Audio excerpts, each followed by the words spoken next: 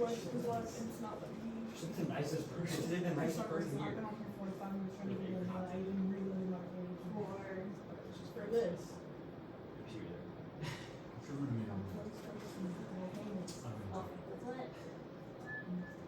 And now it's in here. Well, that's not an assignment. Practices? Oh, the practice test? No. I thought you were doing Quizlet. No, I'm just moving the practice test. I need it done. Okay. Oh, We have till 4 o'clock. You have much time.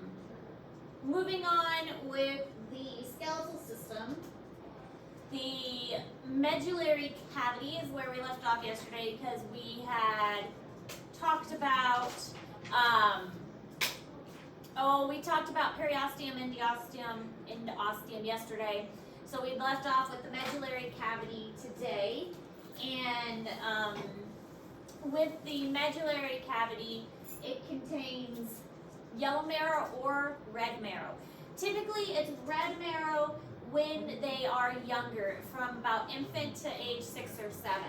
By the time you get to older child and up, it's yellow marrow. Yellow marrow is fat, red marrow is blood. So the yellow marrow is mostly kind of a fat storage, red marrow is blood, but keeping in mind that the bone marrow still makes blood cells, okay? So even if it is yellow and fatty, it's still going to make blood cells within the marrow of the bone. But it doesn't have as high of a turnover rate of red blood cells for an adult as it does for children. The red marrow is more found within the epiphysis, which is the ends. We learned that word yesterday. The yellow marrow is found more within the diaphysis, which is the shaft portion of the bone. So as you get older, the marrow just changes? Mm-hmm. Yeah, changes from red to yellow. We have a picture coming up that kind of shows that, and shows the stages that it changes. So even as well, you still have red marrow? But it's more of the end of the bone instead of the middle.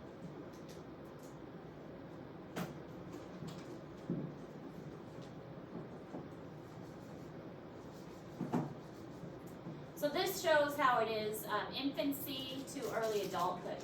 So in infancy, it's mostly going to be the red marrow. Then childhood, adolescence, and adulthood. So we still have some red marrow, but not as much. By adulthood, we have mostly yellow marrow. But we still have some red marrow. So we still go through hematopoiesis, which is the formation of the red blood cells. Again, we'll talk about that more when we get to the cardiovascular system. But it's still taking place within our bones. And we're still pretty good at it. Like when we donate blood, we take a pint of blood out. Our body can completely replenish that in a matter of weeks. So that's why you can donate blood every 8 weeks? I don't remember what 8 weeks. Was it 8 weeks? It's either 6 or 8. But you can donate that frequently because your body can't fully replenish your blood supply in that amount of time. It's either 6 or 8. But your body is actively replacing blood cells, and so it doesn't take a whole lot to replenish that blood supply. Now this is in Google Classroom, but these are the terms that you do need to know because these specific types of cells are very important for remodeling of bones. This is called bone remodeling. Osteoblasts, osteocytes, osteoclasts. So osteoblasts, think of bone building, blast building. They're building the bone. So osteoblasts are cells that build the bone. They actually are laying down the foundation for a new bone to be made. Osteocytes are cells that, they're the actual bone cells. So they live within the cells once the bone is constructed, and they help keep the bone alive. Then you have osteoclasts. Osteoclasts, I remember them as they cut the bone or destroy the bone. So osteoblasts build, osteoclasts destroy. And they, again, I remember cutting the bone because class doesn't see it. Osteoblast supposed to be in there first? Yes, because the first one is kind of defining it, and the second one is telling like how it works as a regular. So yeah, it's on there twice. So, clasps the bone? Well, it doesn't really cut it, it more dissolves it. It's really more dissolving. But I use glass to help me remember that it's breaking down the bone. And I use the word cut to help me just remember that it's making it smaller. What does clasp do? Class, Clasp? blast build, class destroy. And it's more of a dissolving than a cutting. Reabsorb it. High school boys basketball is dismissed to get ready for pictures. Oh, Smile pretty. hopefully I'll be back. You're not supposed to smile at, you're supposed to just sit there and We just sit there and kind of. stare. Do you like the stare? It's recording for you. So, going back to the yellow marrow and red Uh-huh. marrow. So as you get older, will you still have prominently red marrow bones? Or Mostly yellow. bone bones, but you'll still have some bones that are majority red marrow? No? Mostly yellow. Okay. So they're all your bones will become, Yes. okay. So it's not just, Mostly yellow. Only a little bit of red.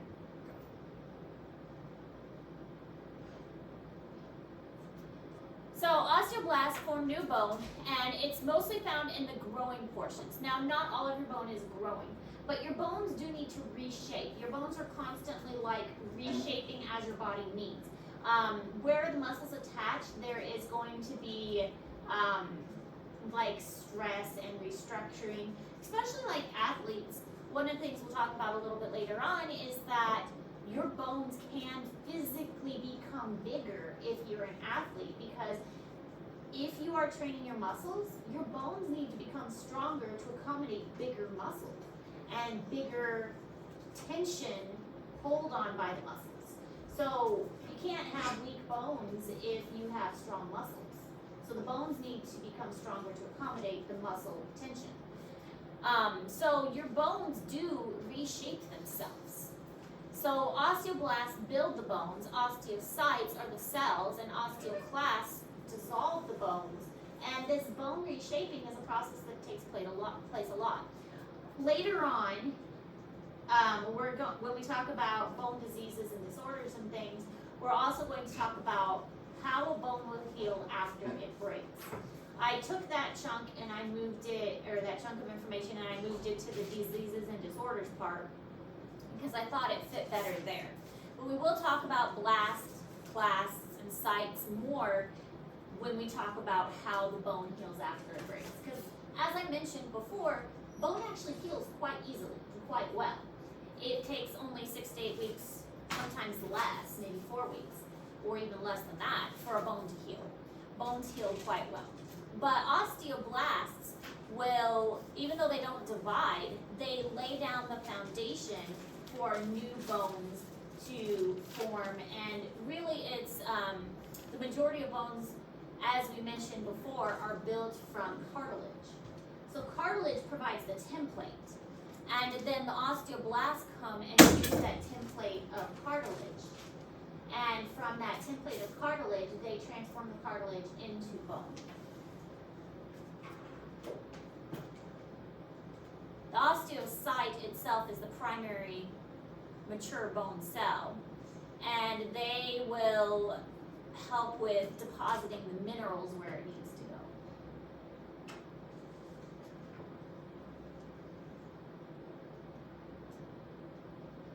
So the actual bone formation process is pretty complicated.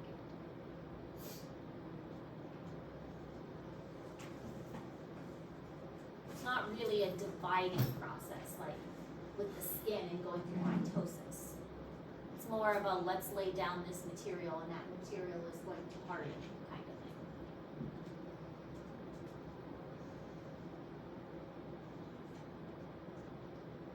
this is kind of how it works. The osteoblasts come in and they're going to secrete collagen, which is, remember we talked about monomers and polymers. Well, in this case, collagen is the monomer, and and then a ground substance, which is this proteoglycan, which you don't need to know, but that's what the osteoblasts do. They secrete the material first, and then that material is going to become a polymer, which is the fibers. So the osteoblasts secrete the collagen and the other Kelly Harrison to substances. the office. And then that stuff is going to kind of harden, coagulate, doesn't ossify yet, but it turns into the collagen fibers, and that is going to make it more sturdy.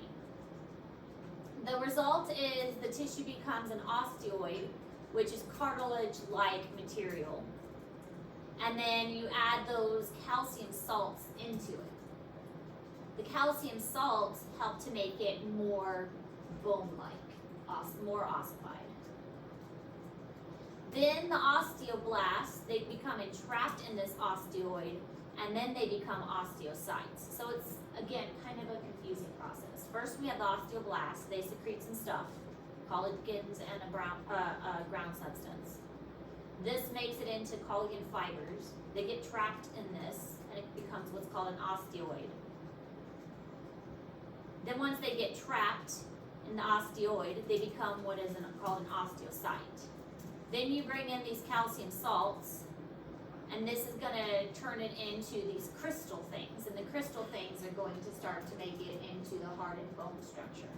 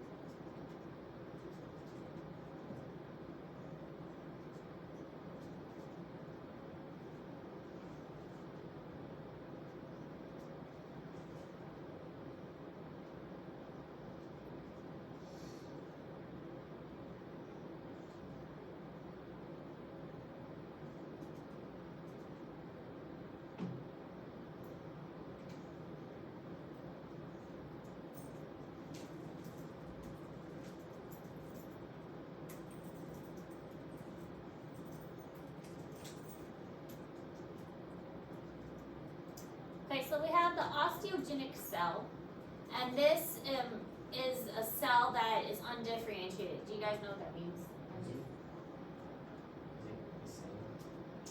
It means it doesn't really have a purpose yet. So many cells in our body, like, they have a designated purpose, and it's like, I'm a skin cell, I know to be a skin cell. Undifferentiated means that it doesn't really have a purpose yet, and it could be anything. So an osteogenic cell, it doesn't really have a purpose, and it can divide into many different things. So the osteogenic cell is going to go into mitotic division, and it goes and becomes an osteoblast. So later on, since it doesn't really have a purpose yet, it becomes an osteoblast later on. And then it can also become other things. But the osteogenic cell becomes an osteoblast. Then we also have the osteoclast. The osteoclast, as we mentioned, it's going to break down the bone.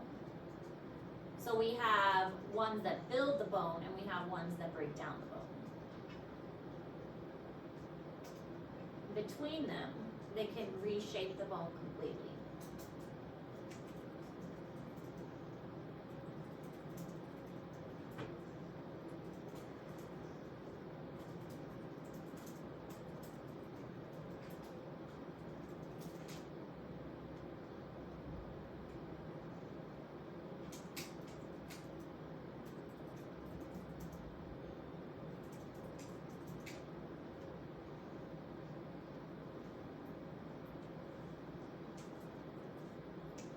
So nutrient foramen. This is another term we didn't really talk about too much, but a foramen is a hole or an opening in a bone. The bones are solid, obviously, but we need to get nutrients inside the bone. So every now and then there's going to be a hole in the bone that allows for vessels to go through and sometimes nerves to go through as well. So there are nutrient foramens that are found within bones that basically just are a little hole that allow vessels to go through.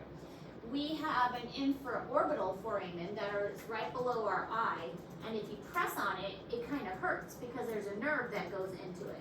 So right underneath our eye, we have an infraorbital foramen. You press on it, it hurts. We also have a mental foramen, and you can press around right there, but when you press on it, it pinches because that's a nerve that's going into that spot right there. So those foramens are openings that allow the vessels to go into the different bone areas. So there are foramens throughout our body into the bones, and here you can see another foramen.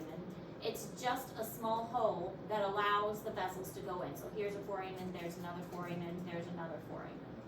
But it allows the nerves and it allows the vessels to go in. But yeah, it causes pressure and pain when you press on it because it allows the materials to go into the body, into the bone.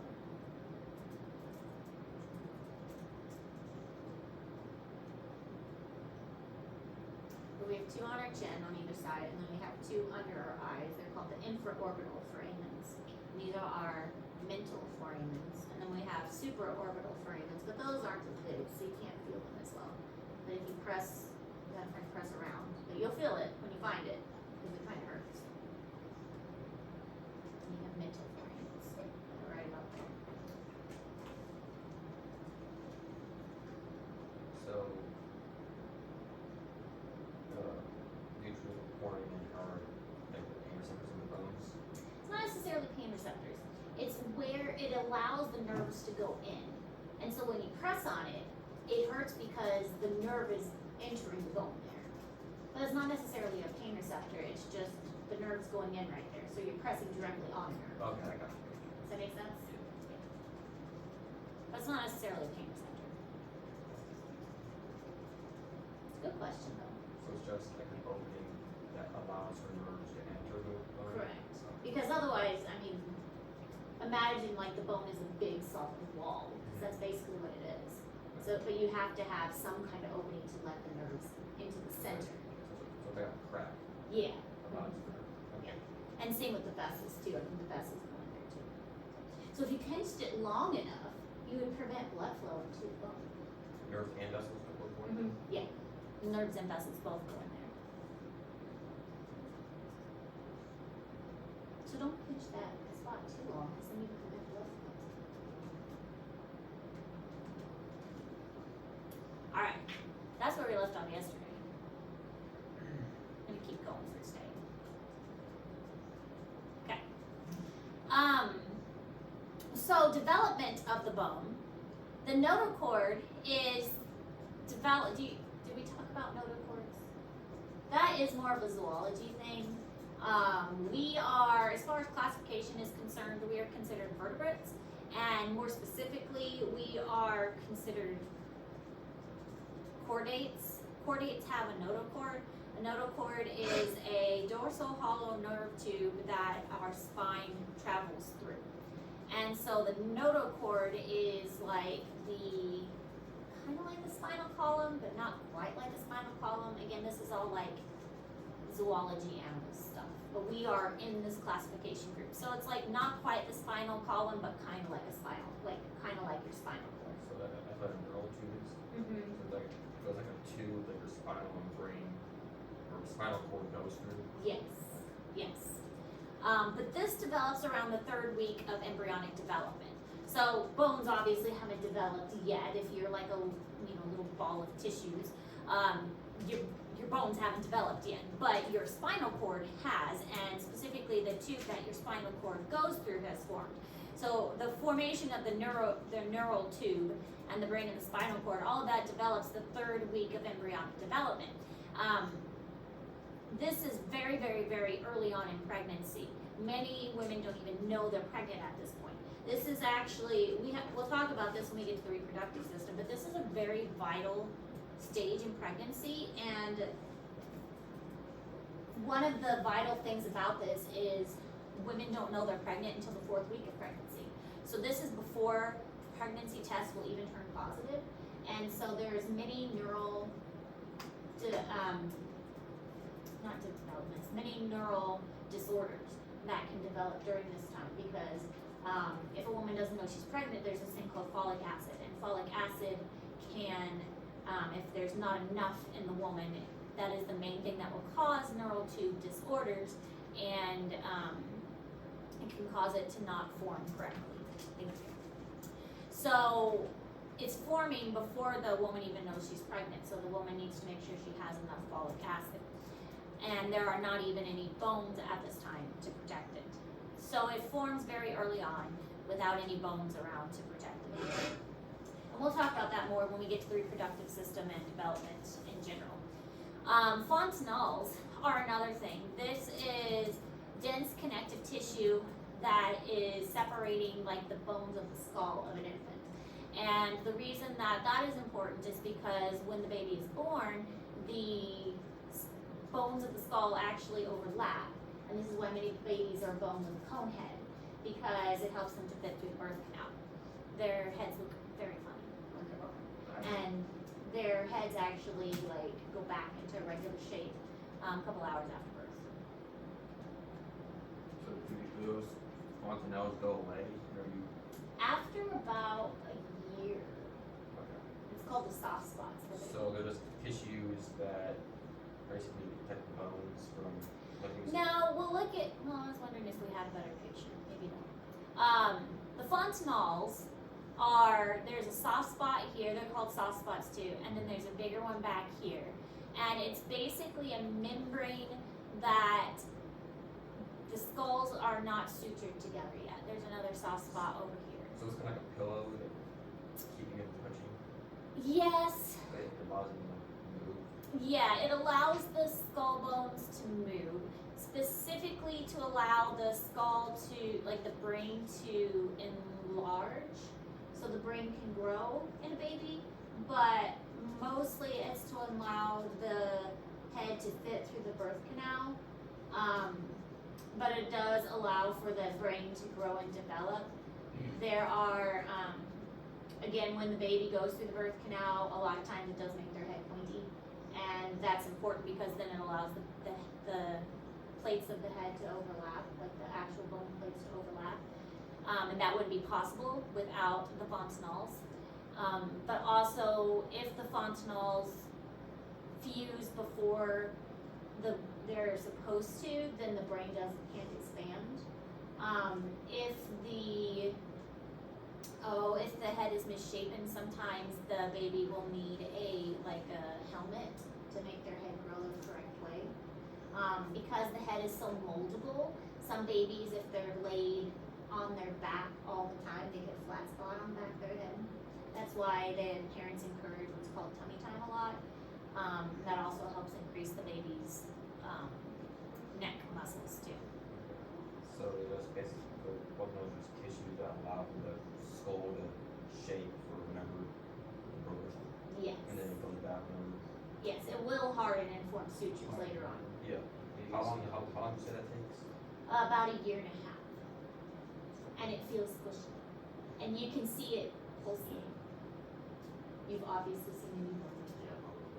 Yeah, isn't it weird? You can Like, see. aren't there bones, like, whenever they're born, like, I would say, like, actual bones?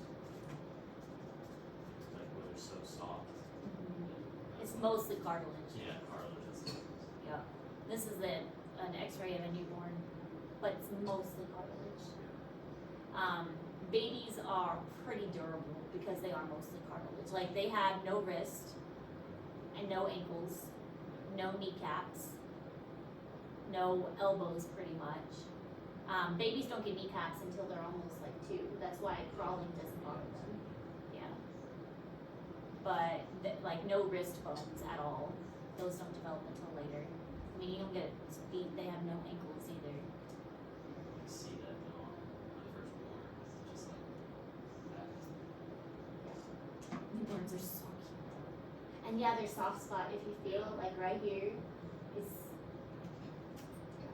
Braden's obviously held a newborn. Have you ever held a newborn, Blake? Next time you get a newborn, right here. Push on their head. Push on their head. You can though, and then if you do hold them, sometimes you can see their little head like pulse from the soft spot. It's so weird. Alright, the limb buds, where the bones are gonna grow, they develop by the 4th week of development. So by 4 weeks, they do have like these rudimentary limbs. There's something called the mesenchyme, which is the core gets covered by the ectoderm. When an organism is first developing, especially humans, they start with 3 tissue layers, and then these 3 tissue layers kind of like wrap and fold, and that forms the other types of tissues and layers and organs of the body. So the mesenchyme is the embryonic tissue that gives rise to most other tissues like blood and bones and things like that. So 3 tissue layers that wrap and fold and rotate. And the mesenchyme is the one that gives rise to the blood and the bones and other things. So at 6 weeks of development, they have little paddle-like shapes. The heart, and we'll talk about the heart later on, the heart actually starts to beat by about 4 weeks, I believe. So the heart's already beating at this point. The earliest I heard my baby's heartbeat was 8 weeks, but it had already been beating for a while at that point. That's just the earliest I heard mine beat was 8 weeks. So by 6 weeks, 4 weeks, 6 weeks, they've already got little limbs formed. Looks kind of weird, little tadpole thing.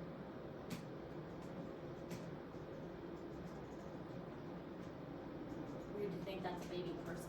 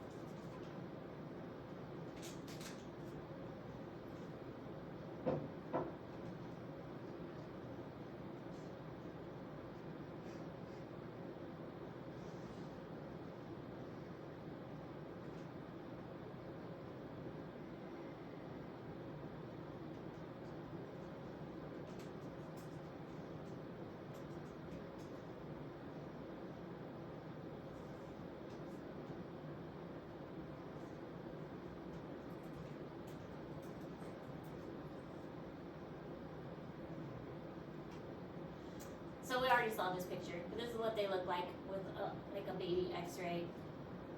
Babies do have more bones than an adult. An adult has 206 bones in their body.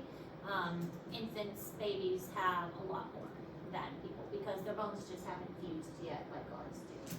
So they start off with a lot of cartilage, and then later on it does fuse into bones. Pretty cute. Except their skulls are a little creepy. It's not Looks like what? a beak. Does look like a beak. So osteogenesis is bone growth and formation. We've already talked a little bit about that with the osteoblast, osteoclasts, but we're gonna get a little more in depth because there are two types of main bone formation. There's endochondral ossification and intramembraneous. So intramembraneous is what you're gonna see.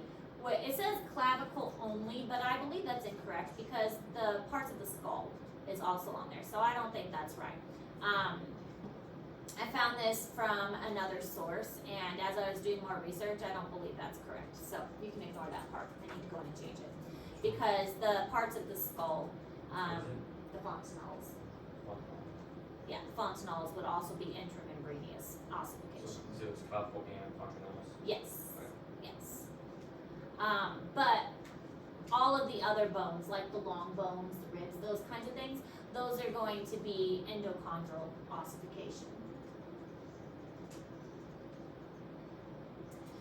So endochondral would be like, it starts as hyaline cartilage, and then the cartilage lays down a template, and then the cartilage will eventually, through a series of steps, turn into bone. And then intramembraneous, which is, it starts as a membrane, like fontanelle, and then that ossifies and turns into a bone.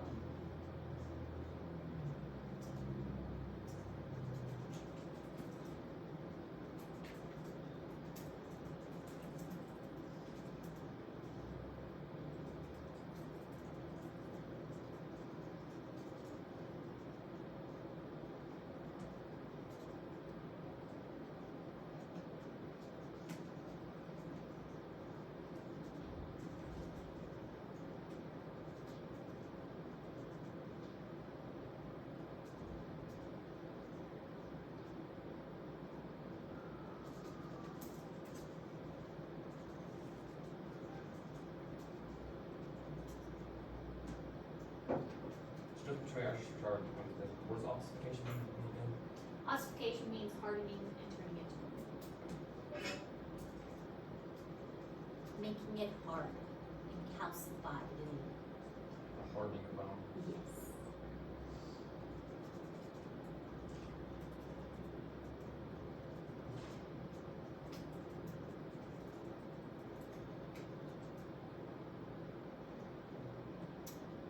For endochondral, we have what's called a primary and a secondary ossification. Primary is where it originally starts, like that's what primary would mean. And then secondary is where it starts to harden next. Primary is like in the center of the long bone, the diaphysis. Secondary is the ends of the bone. So, for endochondral, we put all bones except clavicle and Yes. Well, let me double check real quick. I want to make sure I'm telling you the right information. And I'm not 100% sure on that, so let me double check. Which ones go through your intramembranes?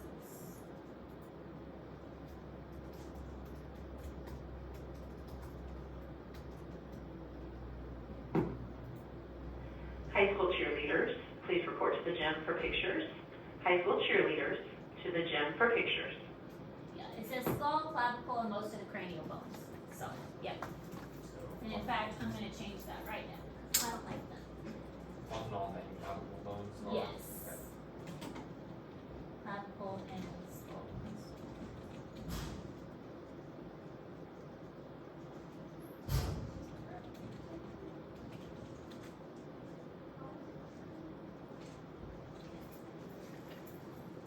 Now it's accurate.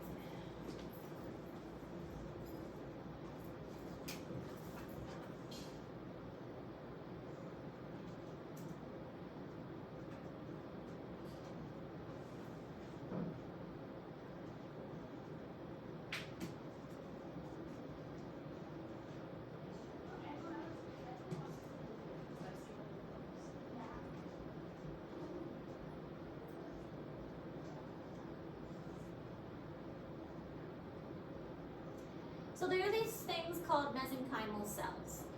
The mesenchymal cells are going to differentiate into osteoblasts, and the osteoblasts are going to go to, or osteoblasts from the ossification center. There's lots of osteo. Anytime you see like an osteo, just assume it has steel bones.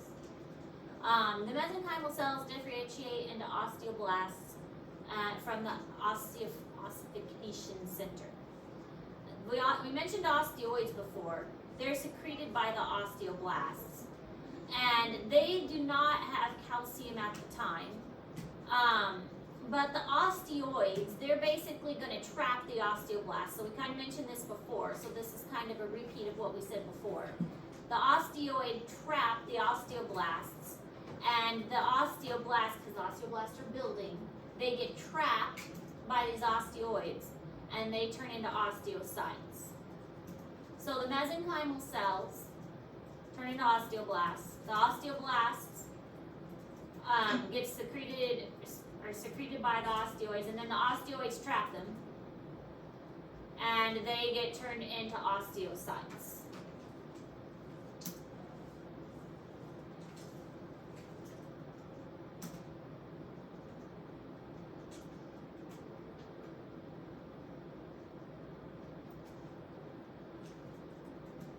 Osteoids are going to trap the osteoblasts. So what is an osteoid? Is it like a cell? It is, it's kind of hard to explain. Let me see if I can find a better picture of what it looks like. I think it is, let me see if it's on here. It's a secretion of like, kind of like a sticky kind of gooey substance. Like glue. Yeah, What? it's this Is it material around here. Okay. You see that? And then here is. Is that in the bone? Mm-hmm. Okay, so it's kind of like glue that's inside the bone that traps. Mm-hmm. So here's cells. another picture. This is the osteoid here, Mhm. and here's the osteoblast here, and then we've got osteocytes that are formed inside. Okay. So it's like a glue. There's our osteoid. And osteocytes and osteoids or osteoblasts are just cells that Either build up or break down or dissolve. Osteoblasts build. okay. Osteoclasts dissolve. And they're just cells. Mm-hmm. They're types of cells. Yeah. But osteocytes get trapped by the osteoid. And when they get trapped, they turn into osteocytes. They get kind of stuck in the gluey stuff. So osteoids change osteoblast into osteocyte. Correct. Okay. So yeah, here's an osteocyte that's stuck in there. And it's become an osteocyte because it got trapped. Does that make sense? Okay. And that's all inside. That's all inside the bone. All of it is inside the bone. Okay.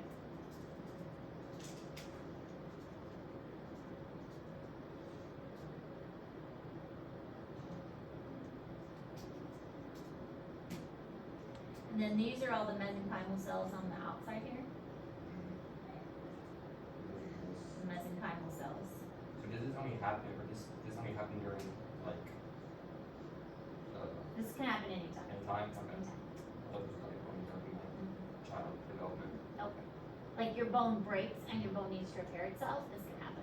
Okay. Your bone is growing and needs to remodel because it's growing, this can happen. You get a bone spur when you're older and your bone is like deformed, this can happen. So like if you're growing, could you technically like lose part of a bone for a short period of time? Yes, we'll talk about that, it's called bone remodeling. Alright. So the trabecular matrix is the spongy bone, and the periosteum is the outermost layer. So the osteoid is going to be secreted around the capillaries, and the osteoblast on the surface becomes the periosteum. So we mentioned before that we've got, here's your bone. It's going to be a lovely bone. Wait for it.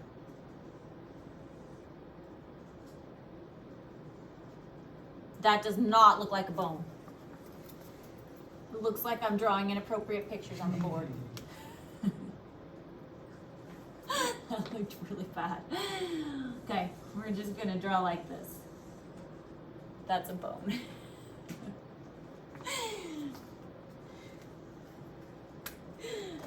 So, the periosteum is an outer layer right here.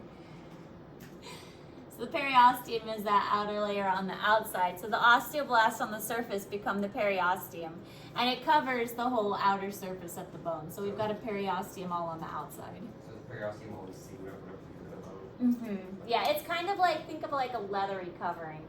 So it's like, it's like the shell of the bone. Yeah, but it's not even hard. It's Yeah. kind of like tissue. Alright. Yeah.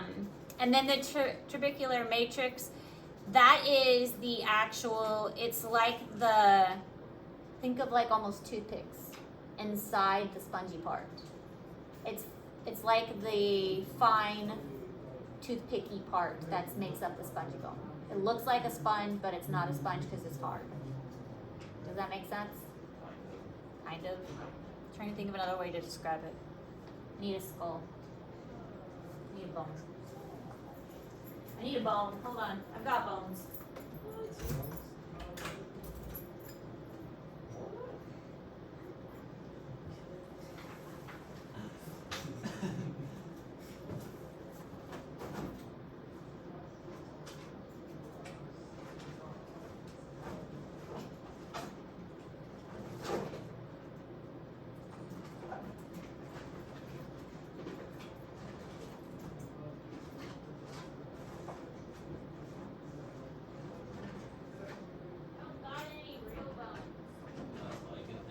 That's probably a good thing. We got fake bones. That's good enough. Good enough. Just draw a picture. I will draw a picture. So inside the spongy bone, we've got all these that make it look spongy. Those are the trabecular matrix. Oh, okay.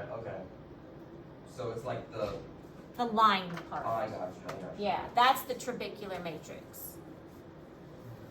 The compact bone develops from the periosteum, and the process begins while the baby's still in the uterus. And then the last bones to actually ossify are like the bones of the face. So the baby's face is the last thing to actually ossify. And then reach adulthood at the end of adolescence after growth spurts. And that kind of makes sense. What is utero? It just, Utero? utero, yeah. Yeah, in the womb, Okay. in the uterus. Before birth, while the baby is growing.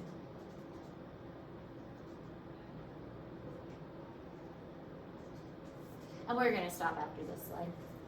That's a lot of information to take in. It's good that you're asking questions. I like questions. Question means you're trying to understand. Question means that I need to explain it.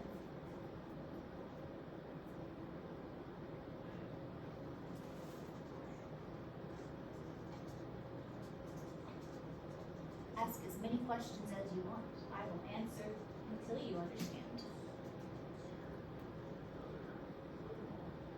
Ossified is hard. What? Ossified is hard. Hardened typically with calcium.